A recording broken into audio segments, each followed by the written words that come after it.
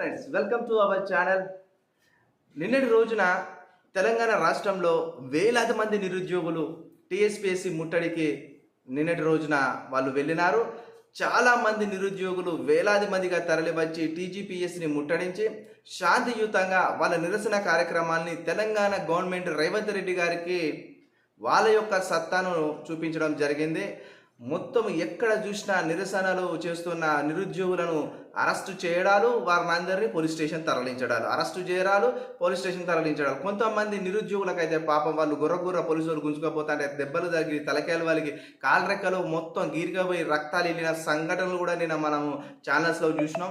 మొత్తానికైతే చాలా కర్కశంగా క్రూరత్వంగా ఈ రేవంత్ రెడ్డి ప్రభుత్వం నిన్నటి రోజున మన నిరుద్యోగుల పైన చాలా దారుణమైన విషయాన్ని ఒడిగట్టింది అనేది మీరు చూసినారు.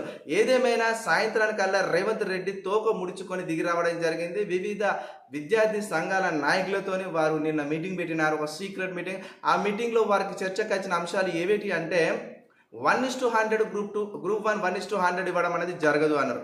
1:100 గ్రూప్ 1 ఇవ్వడం జరగదు అన్నారు. ఎందుకంటే నోటిఫికేషన్లో ఉన్న విధంగానే మేము ఫాలో అవ్వాలి, ఆ విధంగానే అయితేనే అది నోటిఫికేషన్ వర్కౌట్ అవుతుంది, ఆ నోటిఫికేషన్ నిలుస్తుంది. లేకపోతే కోర్టుల కేసులు పడితే నోటిఫికేషన్ అనేది ఆగమైపోతుంది, కాబట్టి అది జరగదు అన్నారు. ఇంకోటి వచ్చేసి గ్రూప్ 2లో గ్రూప్ 3లో అదనపు పోస్టులు కలపము మేము అన్నారు.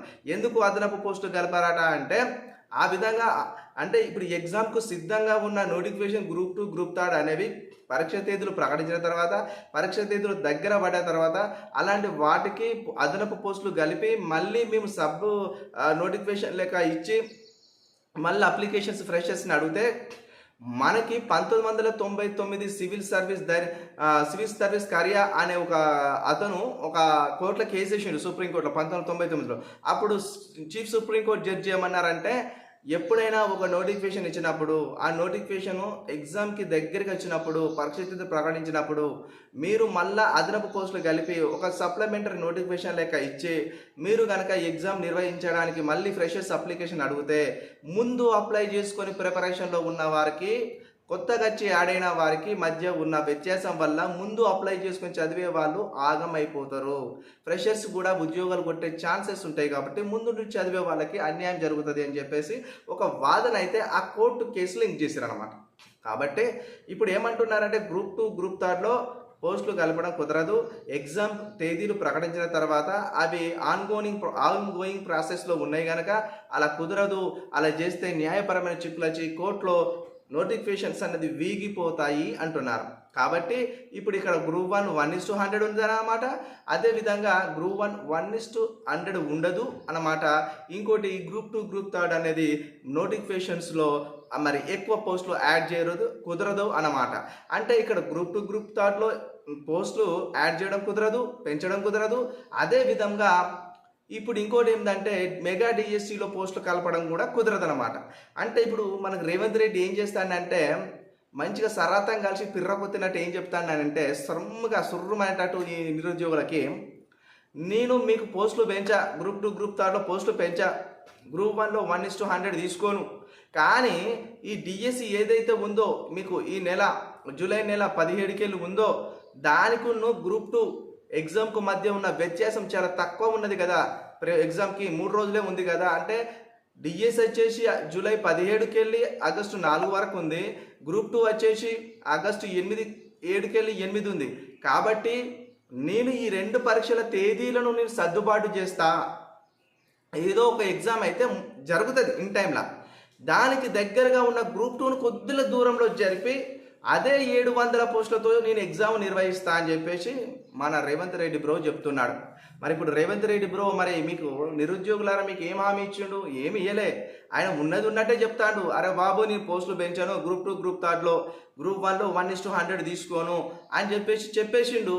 కానీ ఎగ్జామ్ పరీక్షల డేట్లను నేను సర్దుబాటు చేస్తా అంటుండు.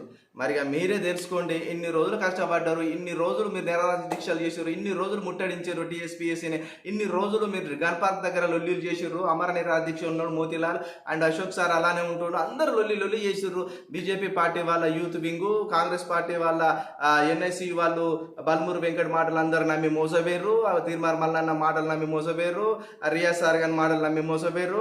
అండ్ బీఆర్ఎస్ పార్టీ వాళ్ళు కూడా సంపూర్ణ మద్దతు ప్రకటించినా కూడా ఎలాంటి విషయం కొలిక్కి రాలే. మొత్తానికైతే రేవంత్ రెడ్డి మళ్ళా మోసం చేయడానికి మరో భాగవతాన్ని ముందటేసుకొని జాబ్ క్యాలెండర్ పక్కా అది అసెంబ్లీ శాసనసభ సమావేశాల్లో మేము బడ్జెట్ సెషన్స్లో మేము జాబ్ క్యాలెండర్ ప్రకటిస్తామన్నారు. జాబ్ క్యాలెండర్ ప్రకటిస్తున్నంత మాత్రాన గ్రూప్ 2 గ్రూప్ 3 వాళ్ళకు పోస్టులు పెరగవు. ఇది క్లియర్ కట్. మనకు పోస్టులు పెరగాలనే ఉద్దేశం ఉన్నవారు ఎవరైనా ఉంటే ఇంకా ఉద్యమాన్ని ముమ్మరంగా చేయాలి. చాలా ఎక్కువగా వేగవంతంగా చేయాలి. చేస్తేనే అవుతుంది. లేకపోయి ఉంటే కేసీఆర్ లేకనే రేవంత్ రెడ్డి కూడా అవుతాడు.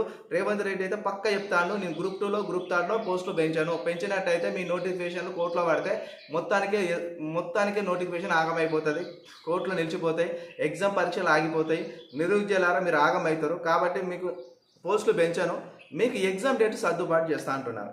ఏదేమైనా కానీ అతి త్వరలో రేవంత్ రెడ్డికి మంచి బుద్ధి ఆ దేవుడు ప్రసాదించాలి. రేవంత్ రెడ్డి మనసు దేవుడు మార్చాలా. గ్రూప్ 2లో ఖచ్చితంగా పోస్టు పెంచి దానికి కోర్టులో పడ్డా కూడా కేసు నిలిచే విధంగా వాళ్ళు లీగల్గా కొన్ని ఈ లీగల్ డిపార్ట్మెంట్కి సలహాలు తీసుకొని ఏం చేస్తే నోటిఫికేషన్స్ గట్టిగా స్ట్రాంగ్ ఉంటాయో వాళ్ళు ఆలోచన చేసుకొని గ్రూప్ 3లో ఖచ్చితంగా పోస్టు పెంచి 1:100లో గ్రూప్ 1 కూడా ఇచ్చే విధంగా సాయం చేసే విధమైన మనస్తత్వము రేవంత్ రెడ్డికి దేవుడు ప్రసాదించాలని కోరుకుంటూ ఇంతవరకు మన ఛానల్ చూసిన ప్రతి ఒక్క లైక్ చేయండి, కామెంట్ చేయండి, సబ్స్క్రైబ్ చేయడం మాత్రం మర్చిపోకండి. Thank you friends. ఇలాంటి లేటెస్ట్ ఇన్ఫర్మేషన్స్ న్యూస్ మీకు ప్రతిరోజు అందించబడుతుంది మన ఛానల్లో. Thank you so much.